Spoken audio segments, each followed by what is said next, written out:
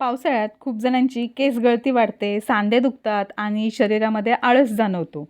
म्हणून आज मी बनवणार आहेत असा पौष्टिक लाडू ज्यामध्ये आहे खूप सारे न्यूट्रिशन, अँटीऑक्सिडंट आणि पोषक घटक. हा लाडू रोजच्या संतुलित आहाराचा एक भाग म्हणून नक्की करून बघा. नमस्कार, मी पल्लवी एका नवीन व्हिडिओमध्ये सर्वांचं खूप खूप मनापासून स्वागत करते. चला तर मग व्हिडिओला सुरुवात करूया. हे सारे आपल्याला इथे घटक लागणार आहेत. आता एक पॅन घेतलेला आहे. पॅनमध्ये घातलं आहे 2 चमचे साजूक तूप. यामध्ये आपल्याला घालायचे आहेत 2 मोठे चमचे बदाम. बदाम घालून आपल्याला यामध्ये काजूसुद्धा घालायचे आहेत तेवढेच आणि यामध्ये मी लगेच अक्रोडसुद्धा घातले आहेत.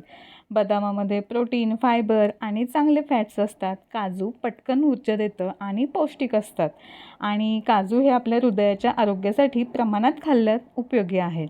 तसंच अक्रोडमध्ये ओमेगा 3 आणि चांगले फॅट्स असतात म्हणून अँटीऑक्सिडंट यातून मिळतात. आता हे बघा, हे सगळं छान असं कुरकुरीत होईपर्यंत भाजून घेतलेलं आहे. आता हे आपल्याला एका ताटामध्ये काढून घ्यायचे आहेत आणि थंड करून घ्यायचे आहेत. हे बघा, तुपामध्ये छान असं भाजलं गेलेलं आहे. आता यानंतर मग घेतलेले आहेत मी मखाने. मखाने आपल्याला इथे दिसतात की हे असे चिवट असतात. ते चांगले असे कुरकुरीत व्हावेत यासाठी तुपामध्ये आपल्याला चांगले भाजून घ्यायचे आहेत. 1 वाटी मी मखाने घेतलेले आहेत. मखाण्यांमध्ये फायबर असल्यामुळे पचनक्रिया सुरळीत होण्यासाठी मदत होते. कॅल्शियम सारखे खनिजे असतात. त्यामुळे मखाने खाणं हाडांसाठी खूप उपयुक्त ठरतं. शरीराला ऊर्जा मिळते. त्यामुळे या लाडूंमध्ये मखाने नक्की घाला. 5 मिनिट भाजल्यानंतर छान असे कुरकुरीत झालेले आहेत. आता याच ताटामध्ये हे मखानेसुद्धा काढून घेऊया.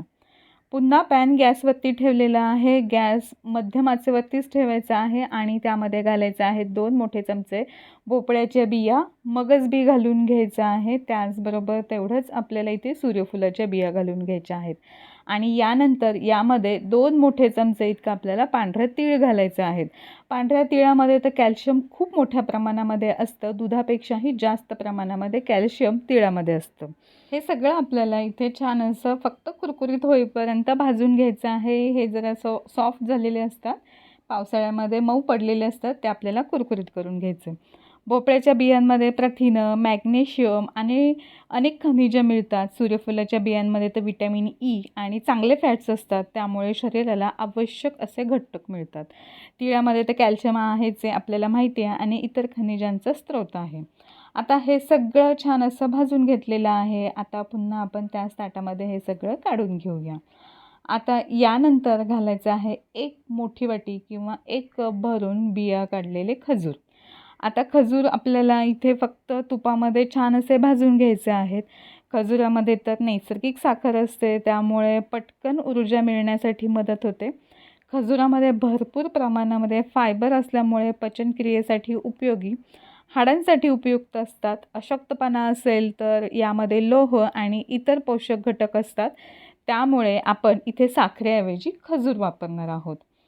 तर हे बघा, अशा पद्धतीने इथे खजूर तुपामध्ये छान असे भाजून घेतलेले आहेत. हे पण पूर्णपणे थंड होऊ द्यायचे आहेत आणि इतके छान सॉफ्ट होतात ना तुपात भाजल्यामुळे, की याला वेगळं मिक्सरला बारीक वाटायची गरजच नाही आहे. आता बाकीचं हे सगळं थंड झालेलं आहे आणि खजूरसुद्धा थंड होत आहे. तोपर्यंत हे जे बाकीचे घटक आहेत ते सगळे मिक्सरच्या भांड्यामध्ये मी काढून घेते आणि याची पावडर करून घेते, किंवा तुम्हाला जर जाडसर आवडत असेल तर जाडसर वाटून घ्यायचं आहे. मी हे बघा अशा पद्धतीची पावडर करून घेतलेली आहे. ही ताटामध्ये काढून घेते आणि यामध्ये हे तुपात भाजलेले खजूर घालून घ्यायचे आहेत. जर तुम्हाला तूप अजून जास्त प्रमाणात आवडत असेल तर थोडे अजून 1 ते 2 चमचे तूप यामध्ये घालून घ्यायचं आहे.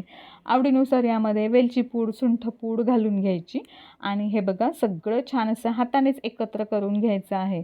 सगळं हे एकत्र करून घेतल्यानंतर हे बघा याचे असे छोटे छोटे लाडू वळून घ्यायचे आहेत आणि दररोज सकाळी 1 लाडू खायचा आहे. लाडू जरी हे खूप आवडले असले तरी 1 पेक्षा जास्त लाडू रोज खायचे नाही आहे. तर अशा पद्धतीचे हे आपले मस्त असे लाडू तयार झालेले आहेत.